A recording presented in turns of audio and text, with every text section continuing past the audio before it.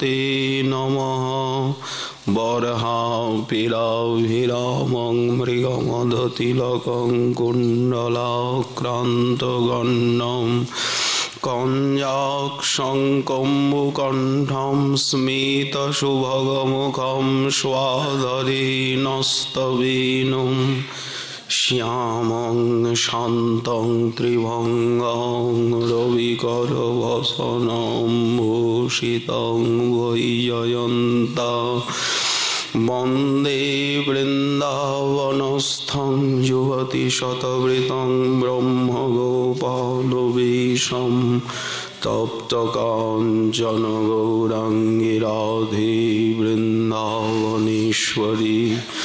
वृषभानुसुते देवी त्वां नमामि हरिप्रिये मूकं करोति वाचालं पङ्गुं लङ्घयते गिरिं यत्कृपातमहं वन्दे परमानन्दमाधवं वाञ्छाकल्पतरुभ्यश्च कृपासिन्धुभ्यैव च पतितानां पावनेभ्यो वैष्णवेभ्यो नमो नमः।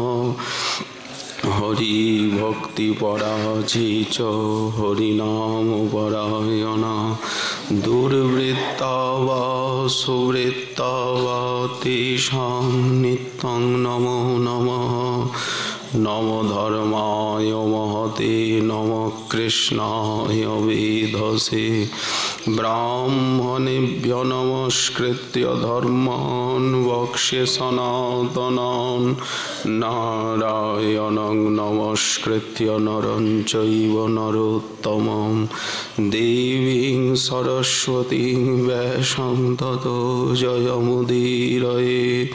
जय रूप सनातन भट्ट रघुनाथ श्रीजीव गोपाल भट्ट दास रघुनाथ এই ছয় গোসাইয়ের করি চরণ বন্দন যাহা হইতে বিঘ্ন নাশয় অভীষ্ট পূরণ দুর্গমে পথিমেন্দস্য স্খলৎপাদগতির্মুহু সকৃপাযষ্ঠিদানেন সন্তোষান্তবলম্বনম।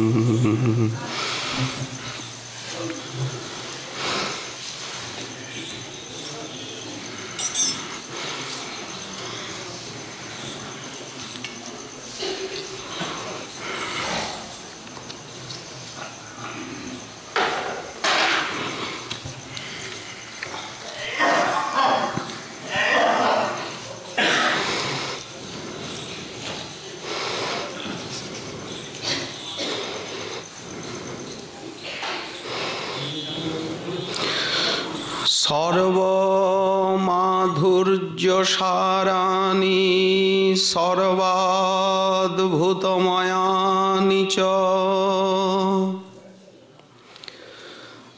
ধ্যায়ন হরিশ্চরিতানি ললিতানি বিমুচ্যতে।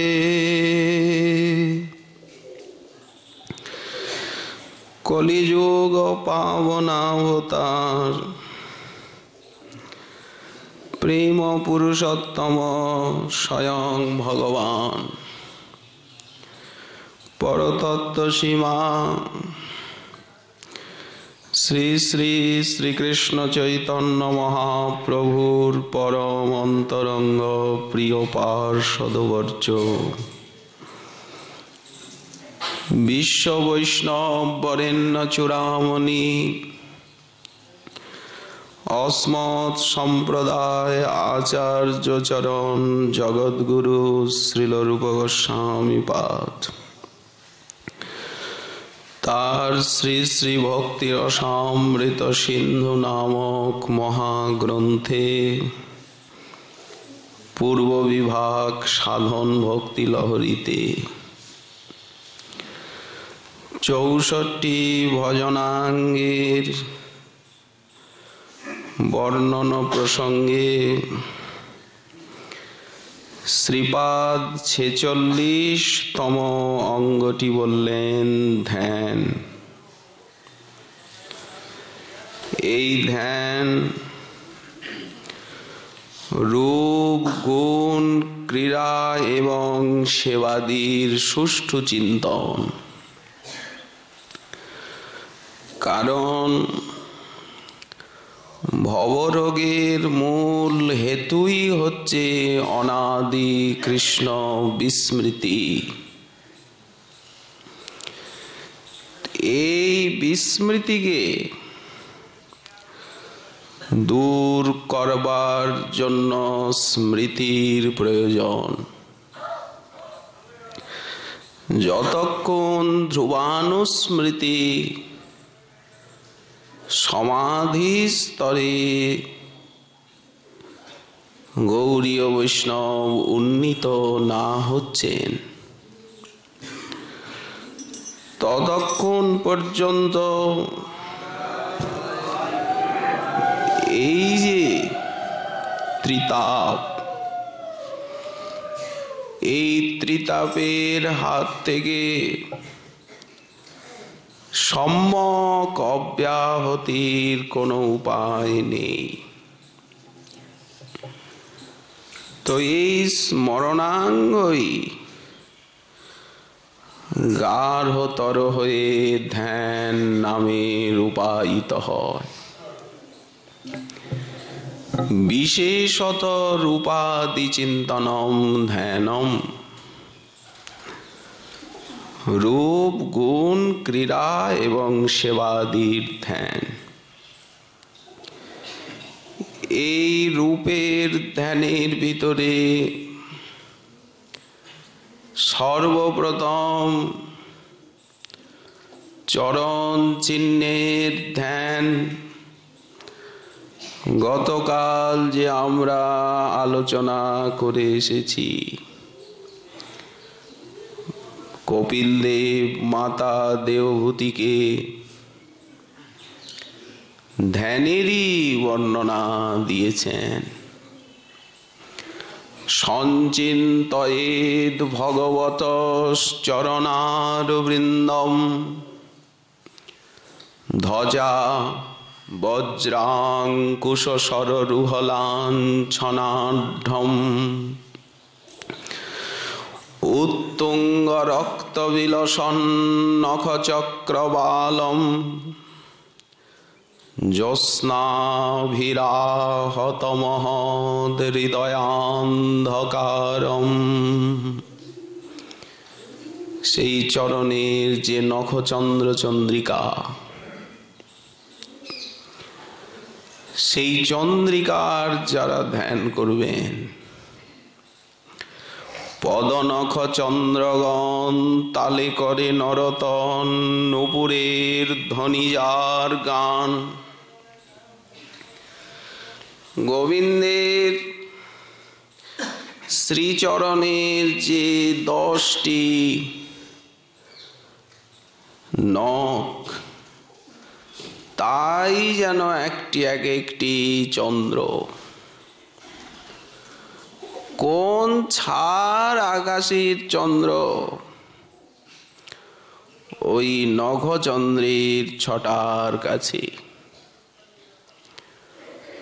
সেই নখচন্দ্র আবার নৃত্য করে, গান আছে, নূপুরের ধ্বনি। তো যারা সেই চরণ চিহ্ন ধ্যান করেন শ্রীচরণার বৃন্দের, শীতল হয়ে যায়। ওই চরণ যুগলকে চিন্তা করতে করতে প্রণয় রসনয়া ধৃতাঙ্ঘ্রি পদ্ম ভক্ত হৃদয়ে বেঁধে ফেলেন প্রণয় রজ্জু দিয়ে। তেমনি গুণের ধ্যান, শ্রীহরির অনন্ত গুণের কথা চিন্তা করা, তেমনি তার এই যে সর্বোত্তম ব্রজলীলা, নরলীলা, নরবপু তাহার স্বরূপ, গোপবেশ বেণুকর নবকিশোর নটবর, নরলীলার হয় অনুরূপ। এই ব্রজক্রীড়ার চিন্তা গোপকুমারকে তাই বলা হলো। উদ্ধব মহাশয় তাকে যখন ব্রজভজন পরিপাটি শিক্ষা দিচ্ছেন, তদ্ধি তত্তদ ব্রজক্রীড়া ধ্যান গান প্রধানয়া। এতদিন সাধনা এক প্রকারে চলেছে। অবশ্য বৈকুণ্ঠ প্রাপ্তির আগেই গোপকুমারকে নবধা ভক্তির সাধন করতে হয়েছে। নবধা ভক্তির সাধনের ফলে সঞ্জাত যে প্রেম, সেই প্রেম বলে তিনি বৈকুণ্ঠে গমন করেছেন। কিন্তু সেই প্রেমে তো আর ব্রজ প্রাপ্তি হবে না। বৈকুণ্ঠ, অযোধ্যা, দ্বারকা, মথুরার প্রেমে ব্রজলীলা প্রাপ্তি সম্ভব নয়। শ্রীমন মদন গোপাল দেবের দর্শন এবং সেবা লাভ, তার জন্য তাকে ব্রজ প্রেমের সাধন করতে হবে। তো সেই ব্রজ প্রেমের সাধনটি কি প্রকার? তদ্ধি তত্তদ ব্রজ ক্রীড়া ধ্যান গান প্রধানয়া। ব্রজ ক্রীড়ার ধ্যান এবং গানের প্রাধান্য, তবে ব্রজ প্রেম মিলবে। ওই সখ্য ক্রীড়ার ধ্যান এবং গান, কৃষ্ণং স্মরণ জনন চাস্য পৃষ্ঠং নিজ সমীহিতম। গোপকুমারীর রাগানুগা ভক্তি, তো এই জন্য সেই রাগানুগা ভক্তির যখন সাধনাঙ্গ ব্যাখ্যা করছেন শ্রীল গোস্বামী চরণ, এরপরে করবেন কৃষ্ণং স্মরণ। সর্বদা শ্রীকৃষ্ণকে স্মরণ করতে করতে পৃষ্ঠং নিজ সমীহিতম। গোপকুমার শ্রীমন মদন গোপাল দেবের চিন্তা করেন, সেই গোপবেশ বেণুকর, সেই গোধন চারণ রঙ্গে বৃন্দাবনে স্বচ্ছন্দ বিহার। যার বেণুধ্বনি শুনি স্থাবর জঙ্গম প্রাণী পুলক কম্প বহে অশ্রুধার। সেই বনবিহারী, সেই গোষ্ঠী ক্রীড়া পরায়ণ শ্রীদাম সুদাম সুবল সখা সুন্দর চন্দ্রক চারু অবতংশ। সেই কালীয় দমন, সেই রামানুজ গুণধাম। শ্রীদাম সুদামের সখা রামানুজ বিপিন বিহারী, সেই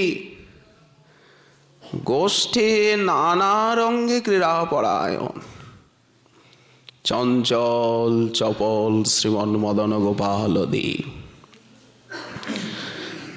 এবং সখাগণের ধ্যান করেন। কৃষ্ণং স্মরণ জনন চাস্য পৃষ্ঠং নিজ সমীহিতম। নিজ ভাবানুরূপ পরিকরগণের সঙ্গে তার চিন্তন। শুধু চিন্তনে হবে না, চিন্তনটা সম্যক সম্পাদিত হবে না, তার জন্য একটা সাধনা অপেক্ষিত আছে। সেটি কি? তৎ কথা রতশ্চাসৌ। তৎ বলতে মদন গোপাল দেব এবং তৎ বলতে গোপকুমারের ক্ষেত্রে সখাগণ, তার এবং তাদের কথায় রত হয়ে সব সময় তাদের কথায় রত হতে হবে। তাহলেও সম্যক স্মরণ আছে, নিরন্তর তাদের কথার অনুশীলন আছে।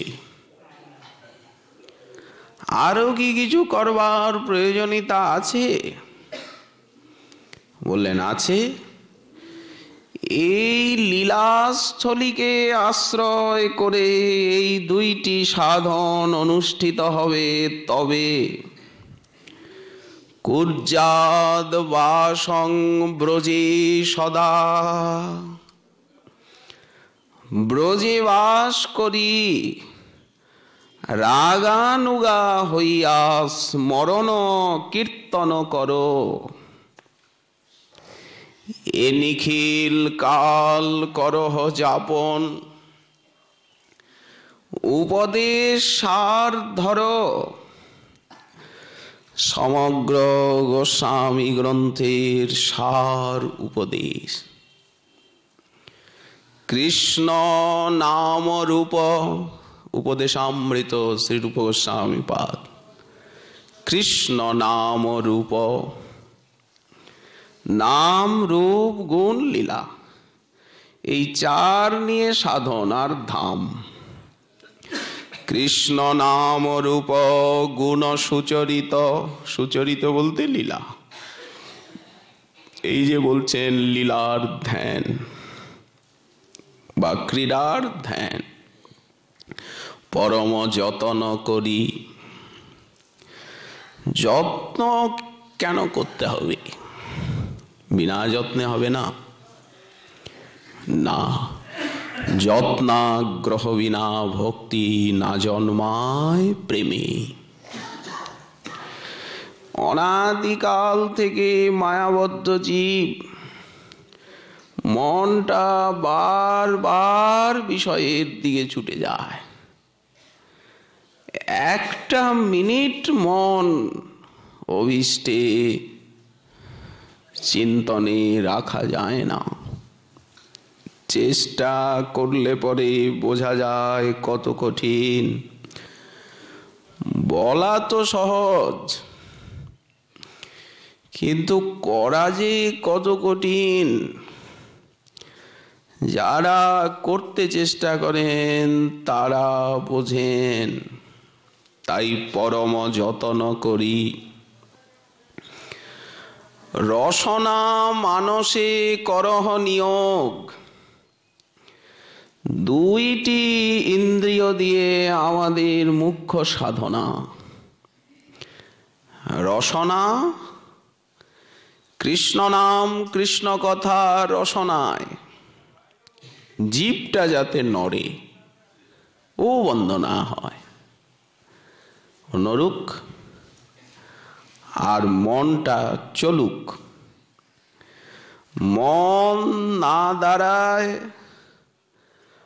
না দাঁড়ানো বলতে তমগুণে অলস হয়ে মন স্থির হয়ে যায়, ও আর কাজ করতে চায় না। একটা আছে ভজনের আস্বাদনে স্থির হয়ে যাওয়া, ওটার কথা বলা হচ্ছে না। মাঝে মাঝে ওকে তমগুণ ওর উপরে ভর করে, তখন ও আর কিছু করতে চায় না, চুপ করে থাকতে চায়। তো জীব যাতে নড়ে আর মন যাতে চলে। রসনা মানসে করহনীয় ক্রমবিধি অনুসরি। ক্রমবিধিটা কি? যতটুকু ধীরে ধীরে গুরুদেব শিক্ষা দেবেন, এটা যে বাবু এতটুকু চিন্তা করো, আগে মন্ত্রময়ীটাই ঠিক মতো চিন্তার অভ্যাস করো, গ্রন্থ চিন্তন, মহাপুরুষগণের চিন্তন, মন্ত্রময়ী চিন্তন, এইভাবে ধীরে ধীরে এগো। রসনা মানসে করহ নিয়োগ। আগে এতখানিক নিয়ে এসেছে মাথায় বইতে না পেরে ঠাস করে পড়ে যাওয়া, ওটা তো ভালো কথা নয়, আর হবেও না সেটা। রসনা মানসে করহ নিয়োগ, ক্রমবিধি অনুসরি। ব্রজে বাস করি রাগানুগা হইয়া, স্মরণ কীর্তন করো। দুটো অঙ্গ একসঙ্গে চলবে। এই হচ্ছে গৌড়ীয় বৈষ্ণবীর সাধনা। বাহ্য অন্তর ইহার দ্বৈত সাধন, খালি বাইরের সাধনে হবে না। বাহ্যে সাধক দেহে করে শ্রবণ কীর্তন, যেমন সাধক দেহে বাইরে এখন শ্রবণ কীর্তন অর্চন বন্দন হচ্ছে, কায়িক ভজন, তেমনি মনটা যাতে খালি না থাকে। মনটা খালি থাকলেই ও পাজি ঘুরতে থাকবে, টোটো কোম্পানি করবে। ওটাকে একটা জায়গায় গেঁথে রাখতে হবে, ওকেও একটা কাজ দিতে হবে, তা না হলে ভূত ঘাড় মটকাবে। বাহ্যে সাধক দেহে করে শ্রবণ কীর্তন, সময় নাই। যারা ভজন করেন সংখ্যাপূর্বক নামগানে, অভীষ্ট লীলা শ্রবণে, স্মরণেতে সদাই গোয়ায়, সময় কোথায়? যারা ভজন করেন তাদের এদিকে ওদিকে তাকাবার সময় নেই। সংখ্যা নামটা করতে হবে, অর্চনা করতে হবে, গ্রন্থ অনুশীলন করতে হবে, তারপরে নিজের দেহদৈহিক কাজগুলো আছে, সেবা আছে। আজ যাদের মানসিক চিন্তন আছে তাদের তো লেশ মাত্র সময় নাই। কারো সঙ্গে কথাবার্তা বলতে গেলেও চিন্তনের সময় অতিবাহিত হয়ে গেল, সময় চলে গেল না। তো এইভাবে তারা অব্যর্থকালত্বের অভ্যাস প্রথমে থেকেই করেন, সময়ের সদ্ব্যবহার। বাহ্যে সাধক দেহে করেন শ্রবণ কীর্তন, মনে সিদ্ধ দেহ করিয়া ভাবন। চিন্তা না করলে স্বরূপ সিদ্ধি হবে না। স্বরূপটাকে তো চিন্তা করে লাভ করতে হবে, অভিমান আনতে হবে, ওই দেহে অভিনিবেশ আনতে হবে, ভাবনায় সিদ্ধি। এবং সেই ভাবনায় রসানুভূতি, সেবা রসের অনুভূতি। সাধনে ভাবিব যাহা, সিদ্ধ দেহে পাব তাহা। গৌড়ীয় বৈষ্ণবের ভাণ্ডার অতি সমৃদ্ধ। রূপ গোস্বামী পাদ স্মরণ মঙ্গল স্তোত্র রচনা করলেন। শ্রীকৃষ্ণদাস কবিরাজ গোস্বামী পাদ এই রূপ গুণ ক্রীড়া এবং সেবার ধ্যানটি যাতে সুষ্ঠুভাবে হয়, গোবিন্দ লীলামৃত মহাকাব্যে সেই ধ্যানেরই বিস্তার করলেন। শ্রীকৃষ্ণান্নিক কৌমুদীতে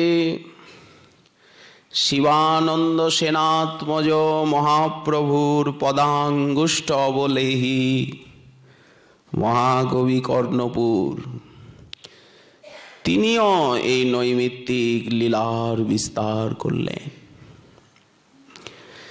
যতটুকু অভাব ছিল, শ্রীল বিশ্বনাথ চক্রবর্তীপাদ তার শ্রীকৃষ্ণ ভাবনামৃতে, কৃষ্ণ ভাবনাটাই অমৃত আর সব বিষ এই জগতে, কোনটা হাত দেব? বিষয় গরলময়, তাহে মানো সুখ চয়, সেনা সুখ দুঃখ করি জানো মানো। গোবিন্দ বিষয় রস, সঙ্গ করো তার দাস, তুমি না তার দাস, প্রেম ভক্তি সত্য করি জানো। কৃষ্ণ ভাবনাই তো প্রকৃত অমৃত, অমরত্ব প্রদাতা। আশু প্রেম এবং প্রেমানুভূতি, মাধুর্য আস্বাদন এবং সেবা প্রাপ্তি প্রদাতা কৃষ্ণ ভাবনা। তো শ্রীল বিশ্বনাথ চক্রবর্তীপাদ লিখলেন কৃষ্ণ ভাবনামৃত। তাও যেন একটু অভাব ছিল। অভাবটা কি? অভাব ছিল না। গৌরী বৈষ্ণব পদকর্তাগণ, মহাপ্রভুর পার্ষদ যারা, তারা মহাপ্রভুর অষ্টকাল লীলা পদাবলিতে বর্ণন করেছেন। কয়েকজন পদকর্তা পদে গৌরলীলা এবং যুগল লীলা বর্ণন করেছেন অষ্টজামিক। যেমন রায়শেখরের পদাবলিতে। কিন্তু তাও মনে হলো আরেকটু হলে ভালো হয়। স্বয়ং রাধারানী আদেশ করলেন, কৃষ্ণদাস, এখানে আর তোমাকে এই দুমন বনে পড়ে না খেয়ে না দে দিবারাত্রি ক্রন্দন করে আর দৃষ্টি শক্তি হারিয়ে তোমাকে সময় অতিবাহিত করতে হবে না। তুমি আমার প্রিয় সখী ললিতার ললিত করে দৃষ্টি শক্তি লাভ করেছ, সেই সঙ্গে কি তোমার সর্বশক্তি লাভ হয়নি কৃষ্ণদাস? যাও, তুমি গোবর্ধনে গিয়ে যারা নবাগত বৈষ্ণব, যারা নবীন সাধন ভজনের আকাঙ্ক্ষায় আসছেন, তাদেরকে সহজ সরল উপায়ে আমার চরণ প্রাপ্তির মার্গ দেখাও। এলেন। তাও মনে হচ্ছে যে আমার যোগ্যতা এখনো হয়নি। সনাতন গোস্বামী পাদ ললিতা দেবী দর্শন দিয়ে শক্তি দিলেন আরো। তুমি আমাদের চিন্তা করবে, ব্যাস কাজ তো আমাদেরই, আমরা করিয়ে নেব। উনি ভাবনাসার সংগ্রহ লিখলেন। প্রত্যেকটি লীলার সঙ্গে গৌরলীলা সংস্রব করে সংযুক্ত করে শিক্ষা দিলেন। উনি যে শিক্ষাটা দিতেন অপরাহ্নকালে, সেইটি উত্তরকালে উনি লিখতে দিতেন না।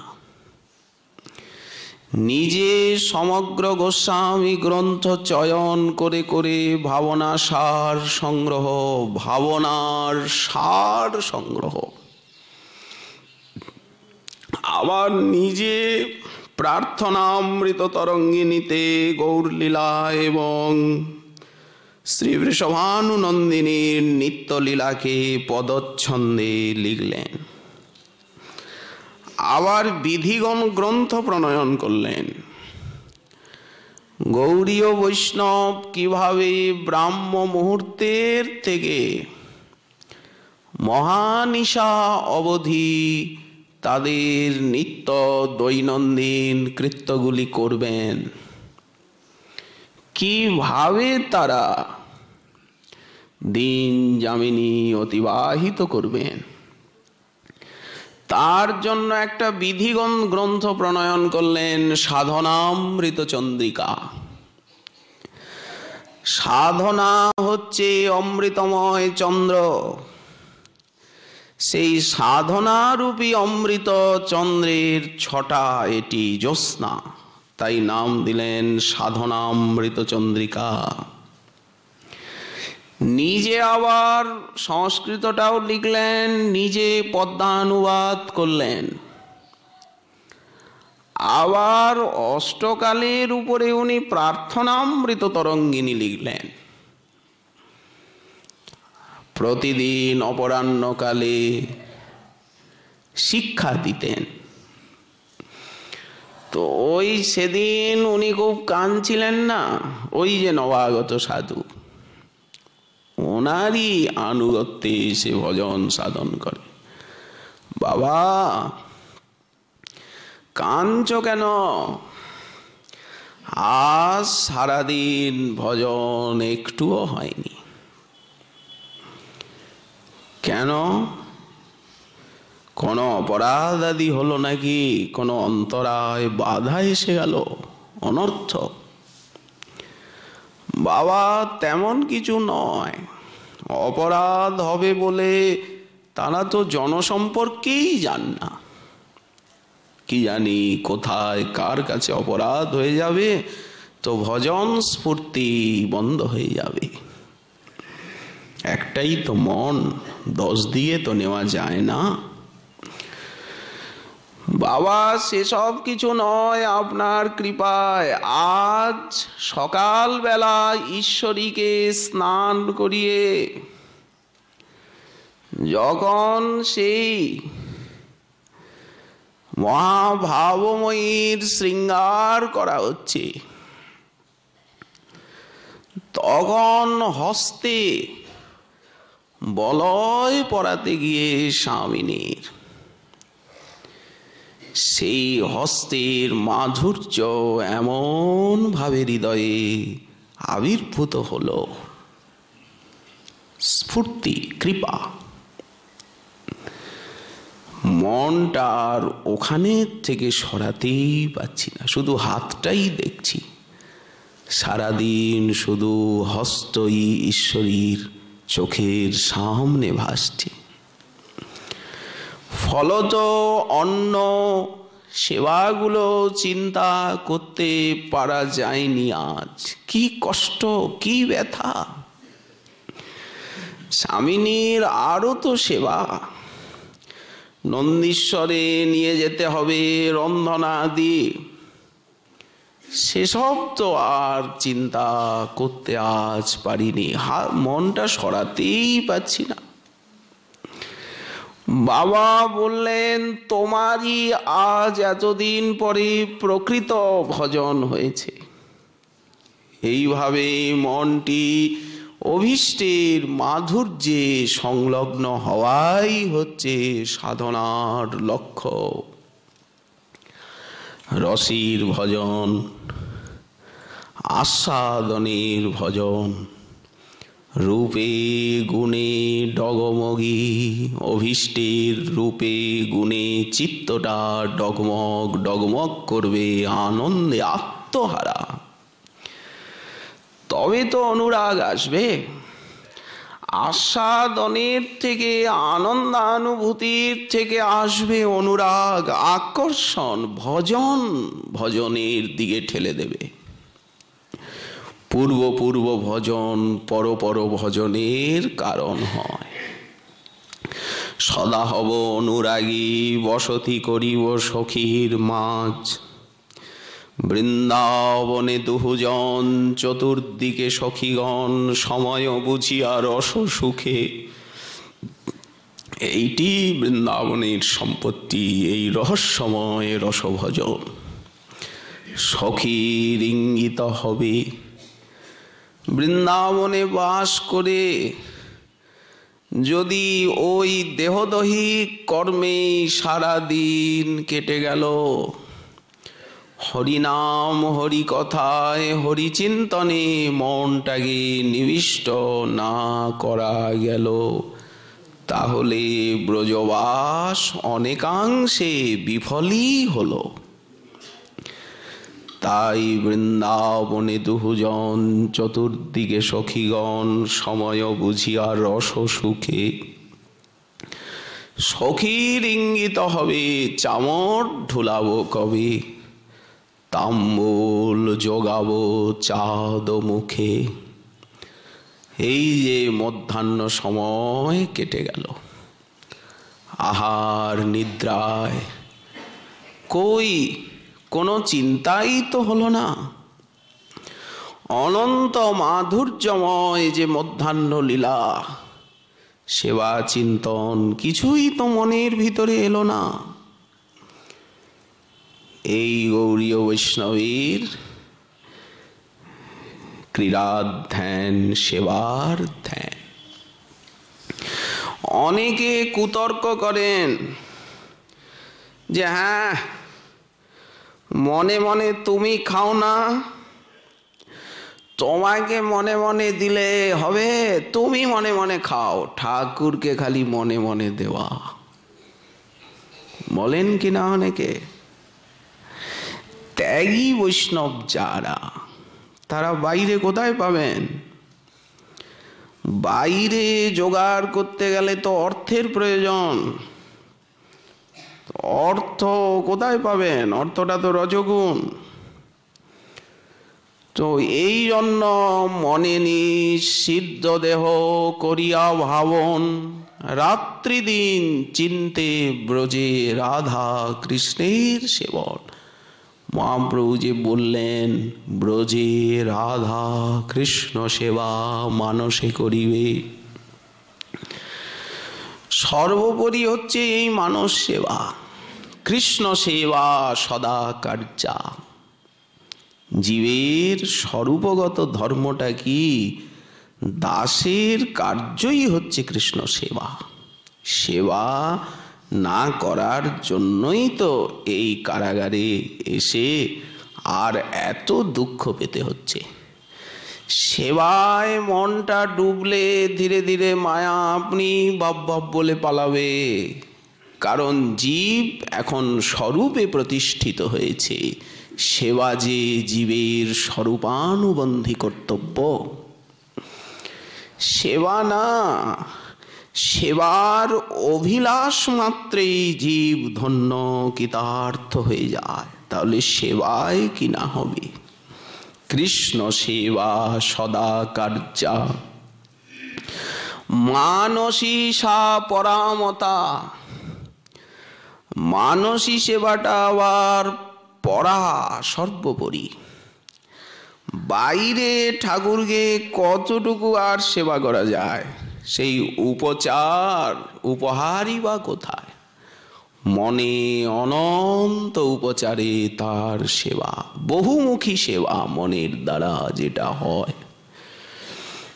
তাই মানসী সা পরামতা। কিন্তু একটি মায়াবদ্ধ জীব দেহাবিষ্ট, সে মানসী সেবায় কি করে অধিকার লাভ করবে? কথা তো সেইখানে।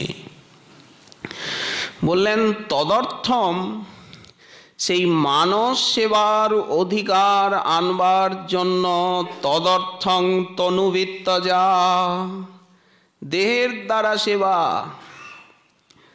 দেহের সেবা করতে করতে যখন চিত্তটা নির্মল হবে, তখন মানস সেবায় সতত স্বাভাবিকভাবে মনটি আকৃষ্ট হবে, ভালো লাগবে। তা না হলে বিশ্বাসই হবে না। কুতর্ক, তুমি খাও মনে মনে, তোমাকে দিলে তোমার পেট ভরবে? যে ঠাকুরকে মনে মনে দিলে পেট ভরে? কুতর্ক করে আরো অপরাধ বোঝা বাড়াতে হবে। বললেন সেই মানস সেবার অধিকারের নিমিত্ত বাইরে শারীরিক সেবা করতে হবে, তা না হলে কায় স্বার্থ দোষ হবে। শরীর 10টা বাঘে খেয়ে শেষ করতে পারবে না এমন শরীর, অথচ সেবা করি না। এ কিরকম হলো? এ ব্যাপার সেবার কি যে সেবা করি না? নাদুস নুদুস চেহারা, দেহটাকে এইরকম পুষে রাখার জন্য নাকি? না দেহটাকে ক্ষয় করতে হবে? চন্দন কাষ্ঠটা বুঝি পকেটে নিয়ে ঘোড়ার জিনিস কেউ দিল বলে ওটা রেখে দাও ধরে, হলো? ওটাকে ঘষে শেষ করতে হবে ঠাকুরের সেবায়। বলি শেষ হয়ে গেল যে, বলি হোক, কাঠটা দেওয়া হয়েছে চন্দন কাষ্ঠ ঘষার জন্যই। ঘষিতে ঘষিতে জইছে মলয়জ সার, যত ঘষা যাবে সার বেরোবে। তেমনি দেহটাকে ফুলিয়ে ফাঁপিয়ে সাজিয়ে গুজিয়ে ও তো ছাই হবেই। তো আগের থেকেই ওকে সেবা করিয়ে শুদ্ধ করলে ক্ষতি কি? বলি ক্ষয় হয়ে গেলে পাবোটা কোথায়? বলে আরেকটা নূতন দেহ পাবো। ধনিনাং শ্রীমতাং গেহে যোগভ্রষ্ট বিজায়তে অথবা যোগিনাং কুলে ভবতি ধীমতাম। আরো শ্রেষ্ঠ জন্ম লাভ হবে, আরো শ্রেষ্ঠ দেহ পাবো। তো এই জন্য সাধন প্রযত্ন, ধীরে ধীরে অধিকার আসবে মানুষ সেবায়, একদিনে হবে না। আচ্ছা, টাকা পয়সা অনেক আছে, কিন্তু মনে মনে যে বৃন্দাবনে দেখে এসেছি এতটুকু গ্লাস আর এতটুকু পঞ্চপাত্র, এতটুকু থালা, এতটুকু ঠাকুরের আসন। এখন হয়তো আমি সম্পত্তিমন্ত ধনী, আমি ভাবলাম আমারও ঠাকুরের আসনটা এইটুক করব, এইটুক থালা, এইটুক। কারণ দেখেছি যে ত্যাগীরা ওই রকম 8 পাতা তুলসী দিয়ে সেবা করে। আর নিজের জন্য বললেন, নিজের জন্য ঠাট বাটের অভাবই নেই, স্ত্রী পুত্রের জন্য আগে যা ছিল, আমি তো সঙ্গে করে কিছু আনিনি, যা ছিল পুত্র কন্যা স্ত্রীদেরকে একেবারে সব কিছু দিয়ে একটা কাপড়ে বেরিয়ে এসেছি। বলি খুব ভালো হয়েছে, তাদেরকেই তো দিতে হবে। গুরু বৈষ্ণব ভগবানের সেবায় 1টা টাকা ব্যয় করতে নেই, খবরদার, কখনো নয়। তো তাহলে কি হলো? বিত্ত স্বার্থ দোষ হয়ে গেল। যেখানে কায় স্বার্থ, বিত্ত স্বার্থ, বুদ্ধি শুদ্ধি আছে, কিন্তু বুদ্ধি লাগাবো না, বলেন এও একটা বুদ্ধির স্বার্থ। তো এই সমস্ত কাপড় যেখানে আছে, সেখানে কিন্তু মানসিক সেবা প্রকাশিত হবে না, আবির্ভূত হবে না। ওটা তো মলিন হৃদয়, কৃপণতা, কোনো একটা কি সদ্গুণ নাকি? অলসতা, কৃপণতায় জর্জরিত। এখন আমি যদি মানস সেবার দোহাই দিয়ে খরচাটা বাঁচাতে চাই, সেটা কিন্তু ভক্তি হবে না, সেটা কাপট্য। ওই জন্য গোস্বামীপাদ বললেন, অন্তর বাহ্য ইহার দ্বৈত সাধন, বাইরে এবং ভিতরে। তো এই সেবার ধ্যানের দৃষ্টান্ত দিচ্ছেন গোস্বামীপাদ। কেউ যদি হয়তো দরিদ্র কিংবা শারীরিক অসমর্থতা, বাইরে দিতে পাচ্ছেন না, যদি মনে মনেও মানস উপচারেও যদি শ্রী গোবিন্দের সেবা করেন, তিনি এই জন্মেই সিদ্ধি লাভ করেন। হরির সেবা করে বাক্য মনের অগম্য যে শ্রী গোবিন্দ, তার সাক্ষাৎ দর্শন এবং সেবা প্রাপ্তি হয়ে থাকে। এই সেবার ধ্যান, ওই যে মহাপ্রভু বললেন, ব্রজে রাধা কৃষ্ণ সেবা মানসে করিবে, এখানে ব্রজ এবং তার সঙ্গে নবদ্বীপের কথাও আছে, সেটা তো আর প্রভু বলতে পারেন না, সেটা আমাদের আচার্যপাদগণ বলেছেন, ওটা তো মহাপ্রভু বলছেন কি না। ব্রহ্মবৈবর্ত পুরাণের থেকে একটি কথা আখ্যায়িকা এইখানে গোস্বামীপাদ উদ্ধৃতি দিচ্ছেন। প্রতিষ্ঠানপুরে এক দরিদ্র ব্রাহ্মণ শান্ত চিত্তে বাস করত, অর্থাৎ নিষ্কাম। কৃষ্ণ ভক্ত নিষ্কাম, অতএব শান্ত। শান্ত না হলে তো কৃষ্ণ ভজন হয় না। অশান্তস্য কুতৌ সুখম। রজ তম গুণে যে চিত্ত অস্থির চঞ্চল, নাস্তি অযুক্তস্য ভাবনা, নচা ভাবয়ত শান্তি, অশান্তস্য কুতৌ সুখম। শান্ত চিত্তে এক ব্রাহ্মণ বাস করত সেই দক্ষিণ ভারতে প্রতিষ্ঠানপুরে। রোজ পুরাণ কথায় তিনি যেতেন, পাঠ হতো গ্রামে। একদিন উনি বৈষ্ণব ধর্ম শ্রবণ করছিলেন, সভায় শুনলেন যে মনে মনেও যদি কেউ অভীষ্টকে উপায়ন উপচার দেন শ্রীহরি, সেটি সানন্দে স্বীকার করে। কথাটা ওনার মনে লেগে গেল। সবার সব কথা মনে লাগে না, আবার সব সময় লাগেও না। সবার কথা লাগেও না মনে, লাগলে তো হয়েই গেল। ব্রাহ্মণ মনে মনে ভাবলেন যে কর্মদোষে আমি দরিদ্র, কিন্তু মনে তো অভাব নেই। নিত্য প্রাতঃকালে উনি গোদাবরীতে স্নান করে আর নির্জনে উপবেশন করে মনে মনে শ্রীহরির মন্দির বানালেন। বিশাল মন্দির, সেই নবচূড়া বিশিষ্ট ঠাকুরের বিরাট মন্দির।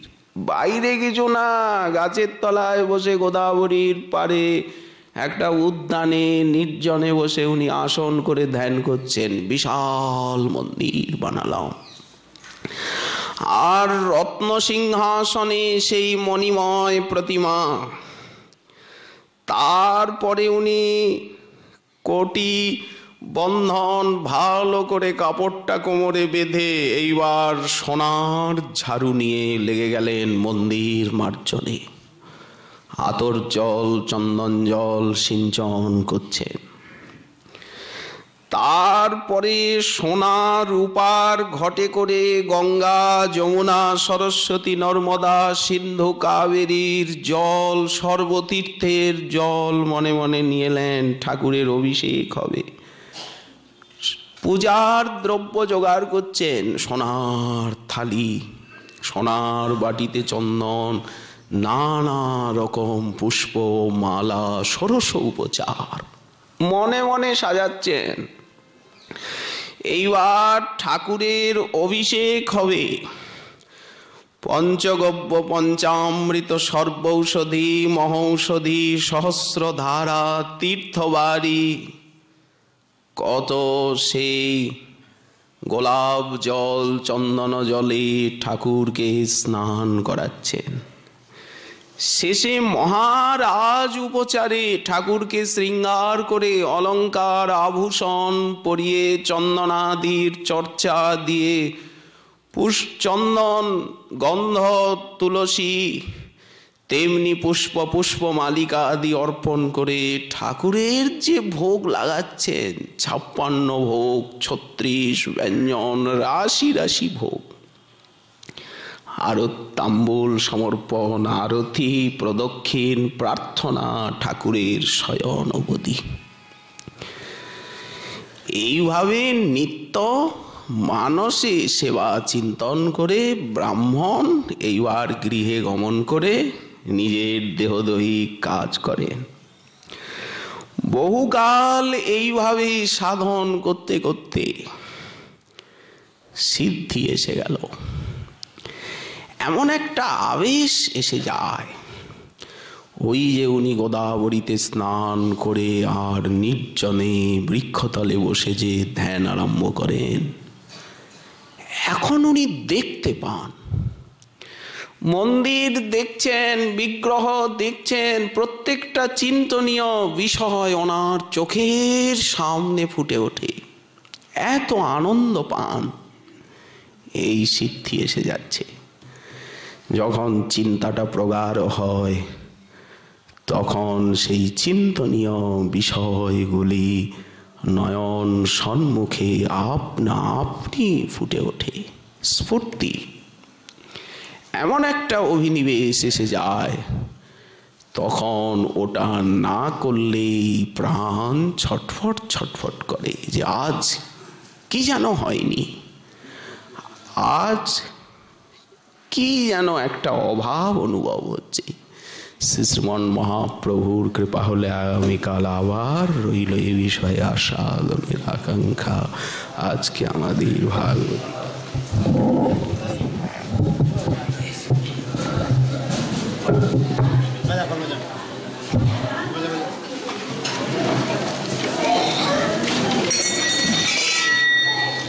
প্রভু